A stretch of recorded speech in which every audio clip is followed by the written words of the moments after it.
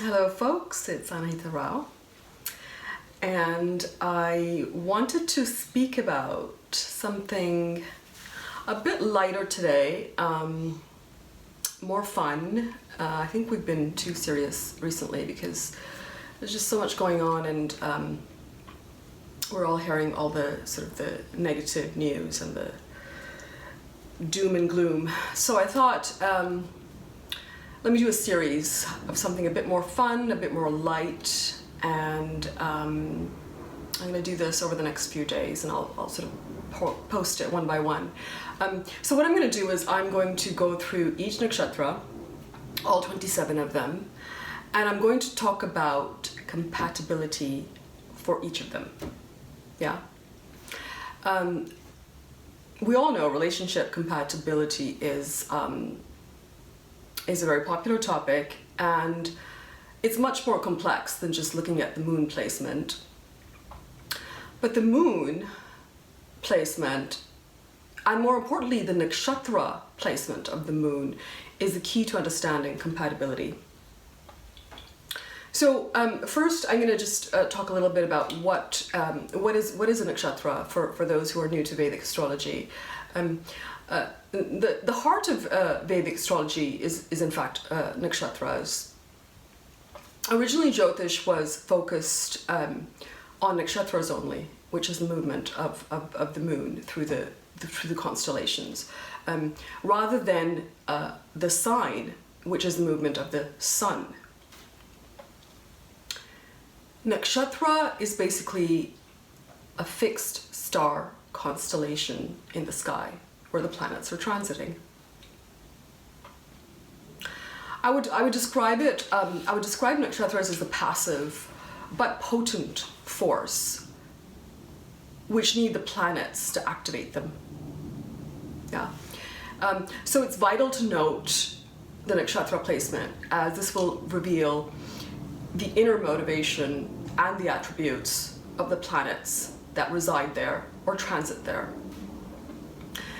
In fact, the calculations and predictions in Vedic astrology are made from the vantage point of the moon transiting a specific nakshatra at the time of your birth. The controlling planet of the nakshatra must be seen for its impact, as well as the deity that rules the nakshatra, to assess the entire situation and to see what's going on.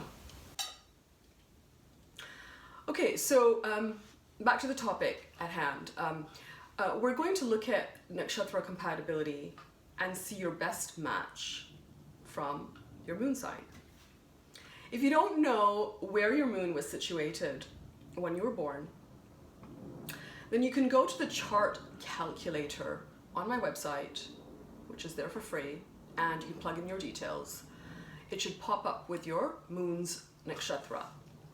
Remember, this is the sidereal system, so it may place your moon in a different sign altogether from the tropical or the western placement. And for those who are watching all of the nakshatra videos, please note that this little intro will be repeated in all of the videos. Yeah, one more final thing I wanted to say about compatibility is that when it comes to looking for a match, this is just sort of a common sense thing, I guess, but it's very important. Please see goodness where it lies, rather than hoping for goodness where it does not exist. Yeah. We're all guilty of being with people that are not good to us or for us, in the hopes that they will be someday. So just don't get caught up in that illusion. Yeah. Astrology can, remember, astrology can only guide us, but we make the final call. Yeah. Okay, so let's get started with the nakshatra compatibility videos. Yeah. Okay, let's talk about Shatabhisha.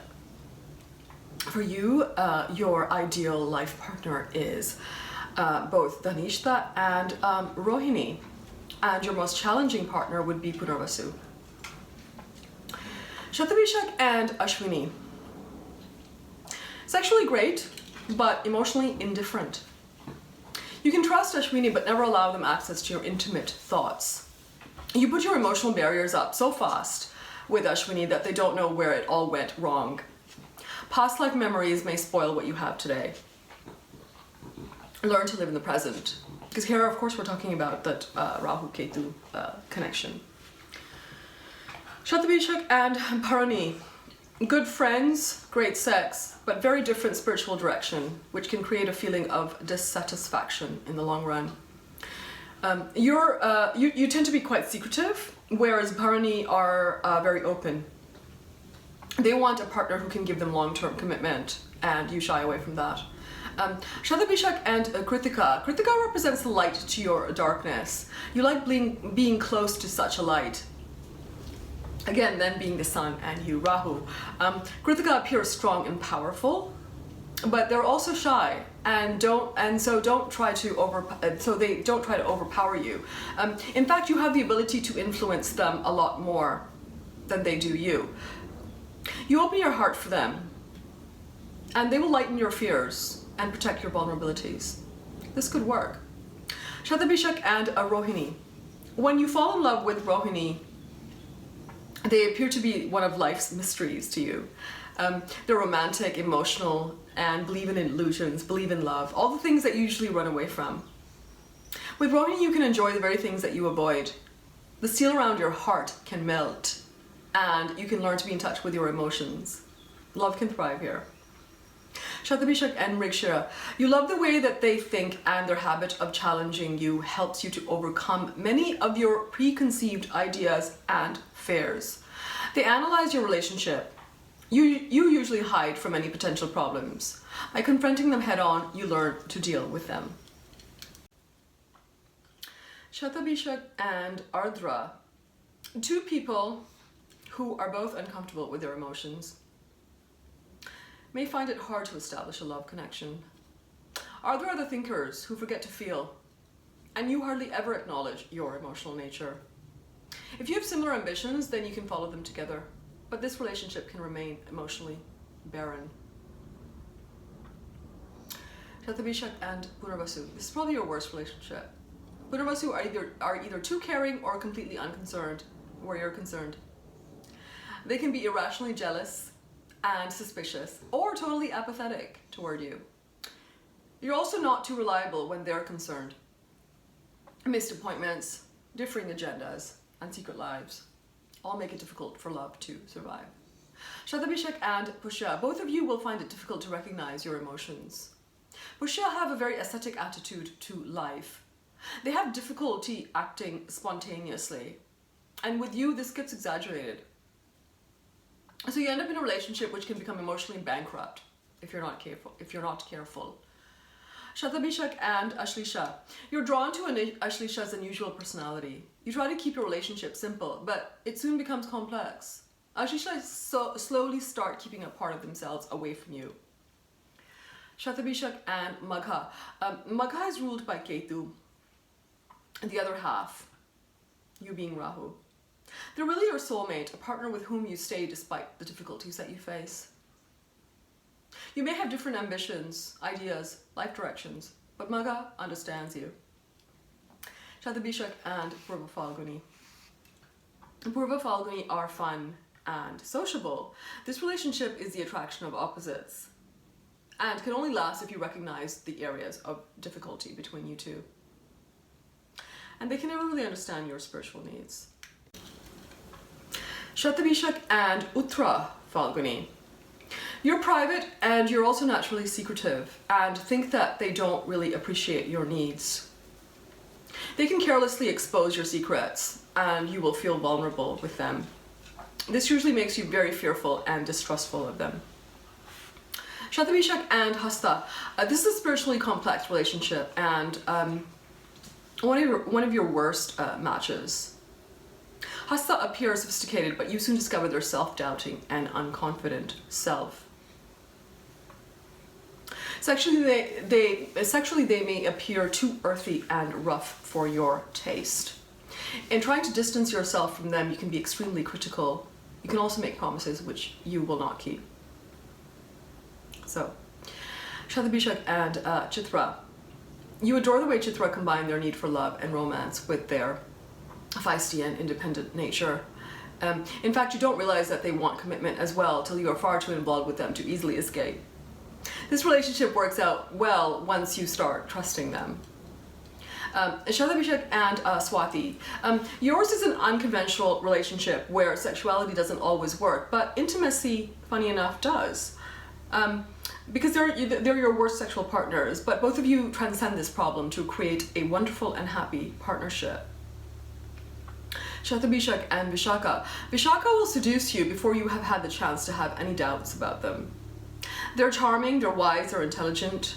The more you try to get away from them, the more interested they become in you. You should allow them into your heart, they will treat it with love. Shatabhishak and Anuradha. You learn to like Anuradha's dual personality. Cool and controlled on the outside and romantic on the inside. They can take pain and they don't run away from love. So don't make false promises to them. Shatabhishak and Jyeshtha. You know that Jyeshtha are not sharing everything with you. But then how can they if you don't either? You have to understand the complexities of the Jyeshtha dilemma. You can certainly be friends, and if you accept that, you develop a relationship where you can keep your individualities clearly defined. So you can find some happiness here if you go slow. Shatabhishak and Mula. You connect on a very deep level here. Mula can carry some unresolved past life issues with you, again with the Ketu and Rahu connection. When you meet them, you realize that they're the missing part of your inner puzzle and can make you complete. So this has a lot of potential. This does not mean that your relationship is going to be easy, though. Mula can feel overpowered by your influence at times and therefore can reject your love for that reason. Shatabhishak and Purvashadha. You'll always like Purvashadha and be happy to take their advice. They accept you, and they're not too bothered about your secrets and your hidden personality. They're very changeable, and you can be hurt when they no longer want you. So go slow with this one as well. Shatabhishak and Uttara-Vishakha. You're one of the difficult relationships for Uttara-Vishakha.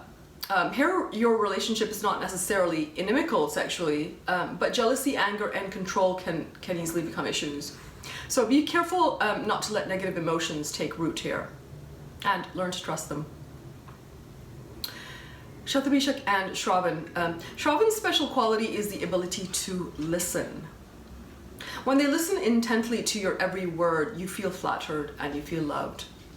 But when they also try to hear what you're saying through your silence, you feel cornered and besieged. You want to be with them, but you also want to keep your distance. You can't have it both ways. Shatabhishak and Dhanishta. You combat Dhanishta's domination with skill and intelligence. You feel excited to be involved with them. They seduce you. Make all the effort. But they do not want to win every part of your soul. They appear to be secure in their own power, and that attracts you to them very much. Shatabhishak with another Shatabhishak. Can one of you trust the other? That's the question. You can be jealous and untrusting, but in extreme situations only. Mostly you will feel comfortable in the knowledge that at last someone truly knows and understands you. While you can be negative with others, with a Shatabhishak partner you strive to be positive. Shatabhishak and Purva-Bhadrapada. They want to be your lover, they want to be your friend, they also want to advise you spiritually. You explore, you even try intimacy and closeness, but you don't want to open your soul to them just because they've asked you. They don't feel totally at ease with you though. And your relationship suffers because neither of you tries hard enough to let go and love. Shatabhishak and Uttara-Bhadrapada. You need their love and support to keep you grounded and realistic. You do not always appreciate yourself. Their love makes you feel happy and at peace. And you also love their philosophical nature and their ability to stay calm in all types of crisis. Remind yourself of their good qualities when you feel bored. Shatabhishak and Revati. You can be friends with Revati. Don't make them fall in love with you if you're not serious about them. They will trust you and feel very disappointed if you destroy their belief in you. If you're in a relationship, love them and appreciate them. And don't try to aggravate them with their lack of self-confidence.